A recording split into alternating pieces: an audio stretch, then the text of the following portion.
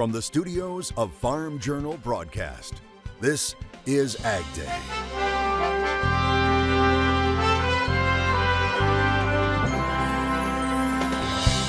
Creating an ecosystem for the future. We hit the road to see it in action. Stop number 3 on the Trust in Beef Sustainable Ranchers Tour brings us here to the Sandhills of Nebraska and the Shovel Dot Ranch. As the West battles massive wildfires, one rancher is already tallying up the losses of what's left behind. Emotionally, it's tough on those people, especially those generational ranches. As another ag manufacturer is faced with having to cut jobs. Right now on AgDay.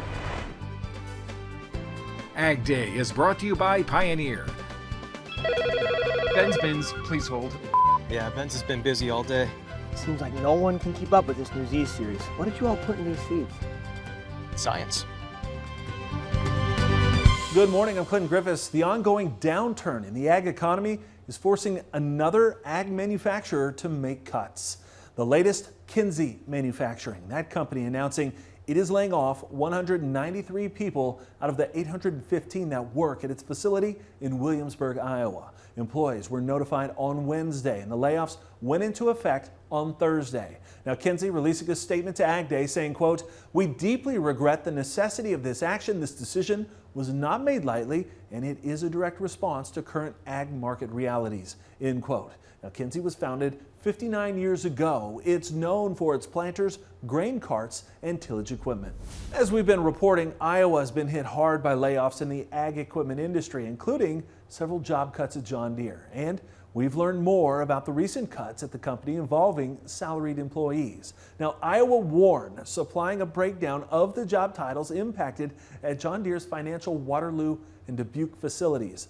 The Farm Journal team creating this graphic showing that of the 170 salaried positions cut, several were labeled as engineer, but there were also managers and supply management positions impacted as well. Now, last week's layoffs coming on top of production job cuts at the ag equipment makers' plants in Iowa and Illinois.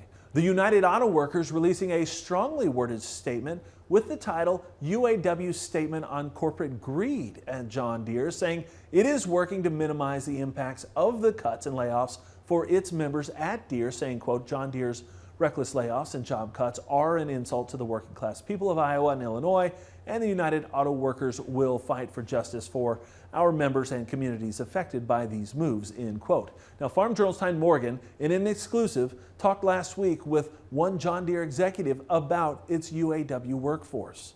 We have 13,000 wage workforce employees, and that number has grown up and through 2019. It grew even further as we were hiring people to do things like chase parts and rework equipment and put ourselves in the position to be able to get product out on time to our customers. As the schedules come back, that number grew above, and we're still at or above that number from 2019 and 2020 today. So we're nowhere in the world are we investing more than right here in the U.S. We're proud of that workforce. We rely on them every day. And I would tell you, you walk through those factories and see the folks putting the product together. There's no one in the world better at it than the workforce at John Deere. Deere officials continue to say the changes are being made due to reduced demand for products, and that is stated in its second quarter earnings call. Industry sales are expected to drop 20%. Happening right now, crews in the U.S. are battling almost 100 large wildfires. That's according to the National Interagency Fire Service. Now, it says the U.S. is at preparedness level of 5, the highest that exists. Colorado officials report at least one death that's linked to the Stone Canyon fire. The state is also battling the Quarry and Alexander Mountain fires. But one of the most devastating wildfires this year is in Oregon, and the mounting losses there are taking an emotional and financial toll on ranchers. Clint Sexton ranches in eastern Oregon. He says between cattle lost and grazing areas burned, the losses are too much to count. I don't even want to speculate. I mean, that's pretty public news that the 300 head in the Durkee fire were lost. The fire that's in Harney and Grant County, I know one producer lost probably hundreds. This part of the world's different because a lot of people don't feed cows maybe 30, 60 days a year. I mean, they graze them cattle out, and So it's just a budgetary thing and a management thing that they will have to work through, and emotionally it's tough on those people, especially those generational ranches. Sexton was fortunate on July 20th. As the fires raged and closed in on his land, he was able to get cattle out. That's thanks to fellow ranchers who showed up with trucks and trailers to help rescue the animals. What's causing the wildfires to rage? Well, Sexton telling us there's just so much fuel this year with grass and timber. Taking a look at the latest drought monitor, you can see where drought continues to be an issue in the Western Plains, Oklahoma, the Rockies, and Ohio River Basin. Officials say almost all of Kansas saw drought conditions worsen. Right now, just under 20% of the nation is in some sort of drought. One state hard hit right now, West Virginia, where almost the entire state is in drought, with 17% in extreme drought. Parts of Nebraska cleaning up after severe storms blew through the eastern side of the state on Wednesday. These scenes caught by a security camera in Omaha at one home. You can see debris swirling and portions of fences blown down as tree branches break in the straight line winds. The storm created by a bow echo included winds up to 90 miles per hour. Dangerous heat continues to be the story right now for much of the country. Meteorologist Jack Van Meter has an update. Yeah, and it looks like that heat is going to continue throughout the weekend, unfortunately. We are going to be seeing some relief, but it's going to be in a week or so. Take a look at the high temperatures for today. As we can see, much of the nation experiencing this high heat, and the coolest spot actually in the country is going to be LA at 74 degrees. That's kind of hard to believe it's going to be that hot across the whole nation. Now for tomorrow, we are going to be seeing a little bit of relief, especially in the morning. So if you want to get out there and beat the heat and go through some of those chores, as we can see, it's not going to be that bad tomorrow morning, but again, going to be much like today, heating straight up. As we can see, much of the country, especially the plains, are going to be anywhere from 90 degrees upwards of 100 degrees. Again, take a look at that hot spot on the map. Phoenix at 114 degrees outside. And some more wheat harvest video to share with you, this time from Oklahoma, shared by John Schatz. Love to see those blue skies, and that wheat looks awesome. I'll have more on your forecast coming up. Lower grain prices have growers looking at ways to survive the tight profit margins. Many are looking at ways to cut input costs, and fertilizer is at the top of that list. Agronomists at this year's Farm Journal Corn and Soybean College advise farmers not to go into panic mode when they make those decisions for 2025. Instead, they're saying to take a strategic approach. It's so important to know what your margins are. What are you spending on fertilizer right now? What's your projected gain? Where does the price have to be? What do you have to get it down to? That's useful information to be able to take to your agronomist to tell them, I need $15 out of my fertilizer bill. You know, I need $20 here to make my budgets work, and they can work with that. Ferry says it's also imperative to do soil testing to determine the fertility baseline in your fields so you know where to make cuts without losing yield. United Airlines is making the move to using sustainable fuel, bringing the product to a fifth airport. The airline says it has purchased sustainable aviation fuel for use at its hub at Chicago's O'Hare International. United says it's the first airline to do so. The first supply of SAF is expected to arrive this month. United says the goal is to reach net zero greenhouse gas emissions by the year 2050. Now, so far, the airline is supplying the sustainable jet fuel to airports in Los Angeles, San Francisco, Chicago, London, and Amsterdam. Deese corn in the threes. Beans try to stay in double digits while it was a massive sell-off in feeders. We'll talk markets coming up next. And later, we're off to Nebraska to see how ranchers there are working to balance prices with sustainability in the country.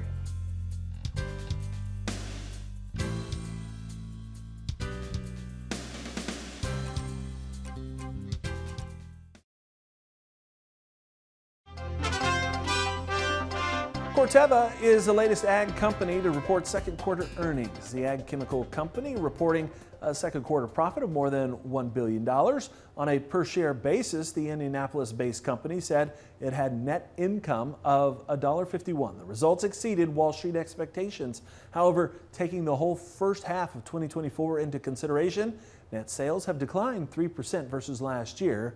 Corteva expecting full-year revenue in the range of $17.2 billion to $17.5 billion. Corn and soybeans continued their downward slide on Thursday. Are they showing any signs of finding a bottom? Michelle Rook has more in Markets Now. Corn, soybeans, and cattle all lower on Thursday. John Heinberg with Total Farm Marketing is joining us. John, corn and soybeans, more new lows for the move. We've slipped under $4 in the corn. Talk about, is this both supply and demand?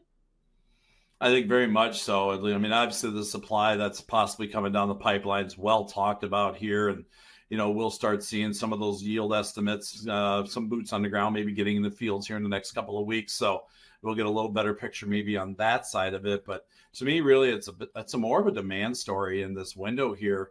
We've got some sales on the books for corn, but they're fairly weak overall compared to the last decade in terms of new crop sales for this time period. And obviously the soybean side of it is very well documented now, even with that sale yesterday of a few, a small sale of bushels to China for new crop soybeans.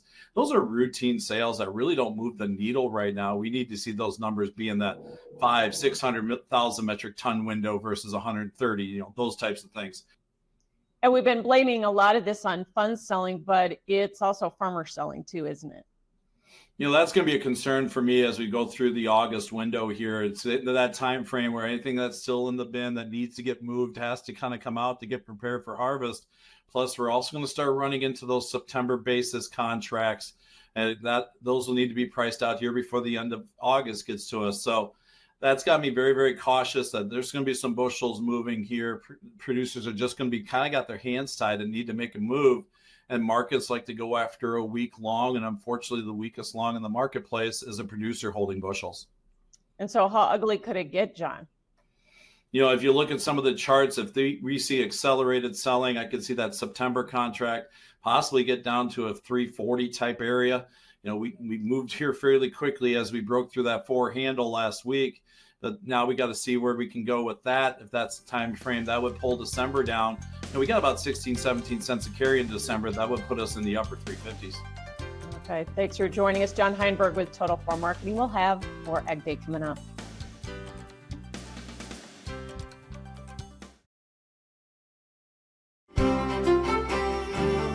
And unfortunately, because of those high temperatures that we're seeing and all the dryness, we do have some spots in the country that are in that elevated risk for fire. Take a look at the western part of the states. We can see portions of Oregon and Washington are going to be in that elevated risk. We are seeing those fires still rage out there, and especially down in California now, aiding by those Santa Ana winds that they have down there. Take a look at the new drought monitor that just came out yesterday. As we can see, much of the nation, especially the middle part, western part of the plains, we can see is still going to be in that okay zone. It's because of that trough setup and actually brought them quite a lot of rain. But as we can see, a couple parts of our nation still seeing that dry and extreme drought, especially out here in West Virginia and Virginia. We can see, again, part of that extreme drought situation set up. And as we can go out west again, up in Montana, still seeing actually in that exceptional range for drought. Very, very dry out there. Again, very sad reason why they're seeing some of those wildfires out there. So hopefully they can get some relief very, very soon. And it's looking like that will happen. That ridge that is set up right now in the middle of the country is expected to break down in the next few days. And we're going to be seeing some nice side effects from that, i.e. we are going to be seeing some precipitation through the western part of the states. So we can see, as I'll put the jet stream in motion, we can see that ridge slowly but surely starts to break down. And that is good news, bringing moisture through much of the northern part of the country, which is great news there. We can actually see that here in our temperature map as well. Great news there. Redfield, South Dakota, 95 degrees, low of 65 degrees. Mayfield, Kentucky, 90 degrees, 70 degrees. May see some storms as well. And Petoskey, Michigan, 83 degrees, low of 64 degrees. Fruit thinning goes high tech. We'll look at the latest innovative machines next on Smart Farming Friday. And later, native grass pastures are an ecosystem worth protecting. We'll see how these ranchers in Nebraska are doing the job in the country.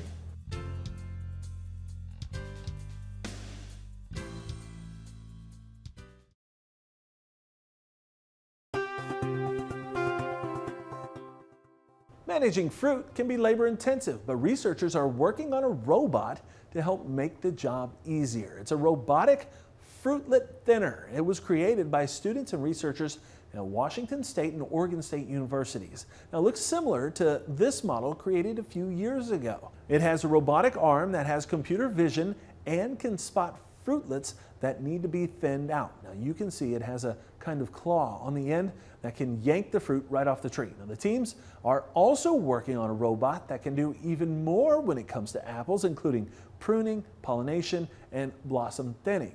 Now, this research is still in the early stages, but they hope to find a private company to partner with to eventually put the technology into commercial machines. And how about this? Scientists are developing technology to make sugar healthier without reducing its amount.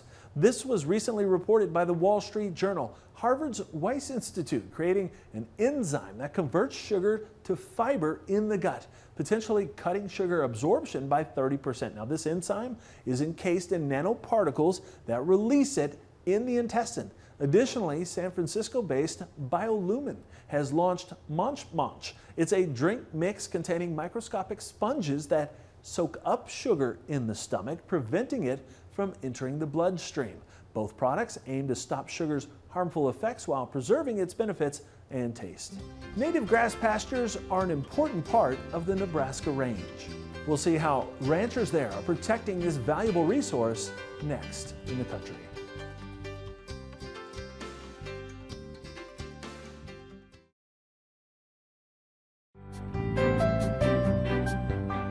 Cattle producers have been using regenerative practices for decades to preserve their most important resources next to their cattle, native grasslands. AgDay's Michelle Rook takes us to Taylor, Nebraska, the site of the latest stop on the Sustainable Ranchers Tour, to see what ranchers there are doing to sustain this one-of-a-kind ecosystem for the future.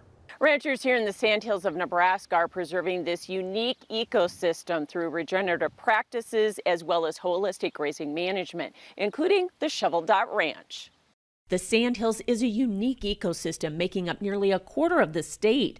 The fragility of the sandy soil makes the area unsuitable for cultivation of crops. The Sandhills is the largest temperate grassland, just the most intact temperate grassland remaining in the world. To preserve this natural resource for the future, ranchers like Homer Buell are using regenerative practices, which also ensure the profitability and livelihood of his ranch.